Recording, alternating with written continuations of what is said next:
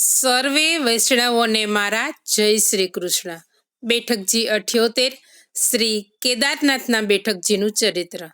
આપ શ્રી અહીં કેદાર કુંડ ઉપર બિરાજ્યા હતા. ત્યાં આપ શ્રીએ શ્રીમદ ભાગવતનું પારાયણ કર્યું. ત્યારે શ્રી કેદારનાથ મહાદેવજી તે સાંભળવા પધારતા. એક દિવસ કૃષ્ણદાસ મેઘને શ્રી મહાપ્રભુજીને વિનંતી કરી કે મહારાજ રોજ કથા સાંભળવા આવતા આ યોગેશ્વર કોણ છે? ત્યારે આપ શ્રીએ મંદ સ્મિત કરી અને યાજ્ઞા કરી કે શ્રી કેદારનાથ મહાદેવજી પધારે છે. તે સાંભળીને કૃષ્ણદાસ ચૂપ રહ્યા.